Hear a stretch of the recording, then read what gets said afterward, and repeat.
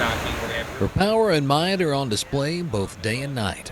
The free flow of boats and barges up and down the Mississippi River is essential for commerce and specifically crucial for agriculture. One of the big reasons why we do what we do on the Mississippi River is for agriculture. The Army Corps of Engineers works daily to ensure the Mississippi River stays in its banks as much as possible and to make sure it remains navigable.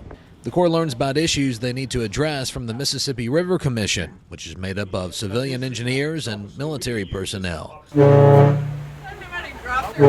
They meet on this boat, the motor vessel Mississippi, to hold hearings, listening to concerns from the average citizen impacted by the river. And the Commission hears those concerns, and they are then able to bring those concerns back to Congress for Congress to take action or not. Colonel Brian Saucer is the commander of the Memphis District of the Army Corps of Engineers. He oversees the Corps' work on the portion of the Mississippi River that falls in his district, and he attends commission meetings and leads other overnight tours down the river on motor vessel Mississippi.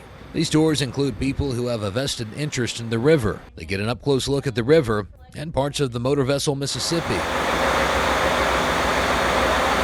like the more than 6,000 horsepower diesel engines that push the motor vessel downstream.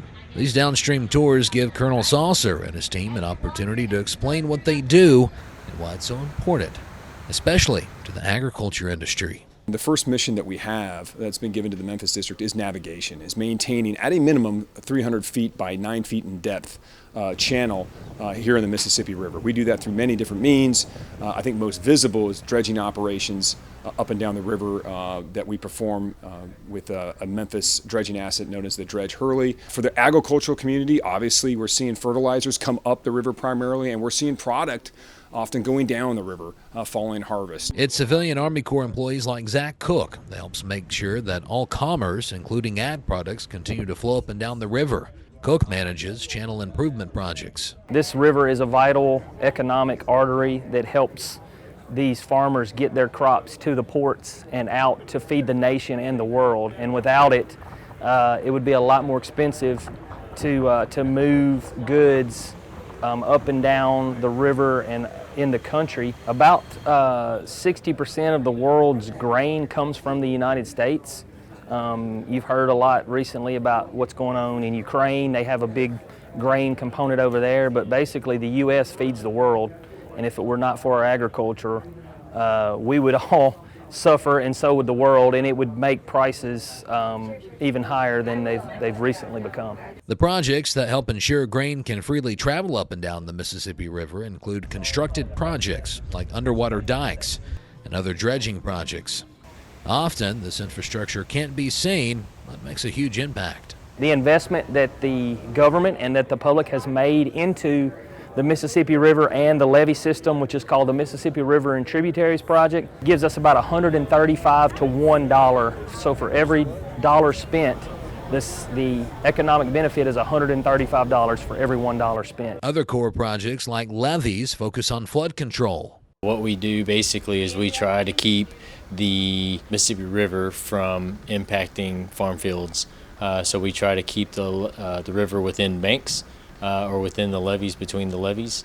And so that would protect farmland and people's investments. Farmland, it's a valuable resource, and it's really an item of national security to keep that protected. We protect about 4.6 million acres of valuable farmland in southeast Missouri and eastern Arkansas. The help that they give, the way they advocate for the basin, not only helps Arkansas and Missouri, but also helps the sister states of Tennessee, Mississippi, Kentucky, and Illinois. River navigation and flood control aren't the only things the Corps focuses on.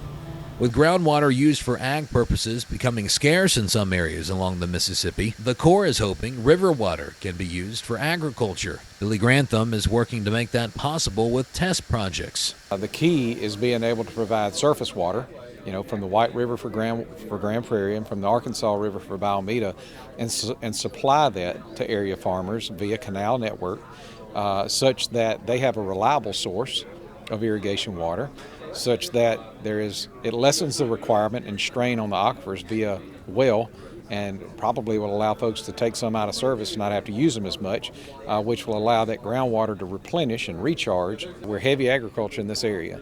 And if we don't have it, it's not only going to affect our area but the country as a whole. So I think it's critically important to be sure that that alternative source of natural provision of water is there to reduce that strain on what we don't see underground and keep that safe for us for generations down the road. It's what benefits us as a nation on the world stage. Donnie Davidson is the deputy engineer for the Memphis District for the Army Corps of Engineers. He says it's their highest priority to ensure every project they work on accomplishes their purpose. From the flood that doesn't happen because there's a levee to the river that's able to move commerce in the lowest conditions, we don't always see that as a nation, and so I think it speaks volumes that it doesn't cause chaos because it's just working because of the years of investment that this nation has put into this resource, and so we're able to handle extreme floods and extreme droughts. We serve the breadbasket of America. 50% of the rice is right across the river in Arkansas. We've got the Delta below us in Mississippi. We've got the St. Francis Basin. This is where we grow the food for America and the world. Every piece plays a part, whether it's a floodway, whether it's a flood wall, whether it's a levee, whether it's a dike, whether it's a revetment. All those pieces come together to create a system and move that kind of mass of water down in a way that, again, maintains navigation and mitigates flooding.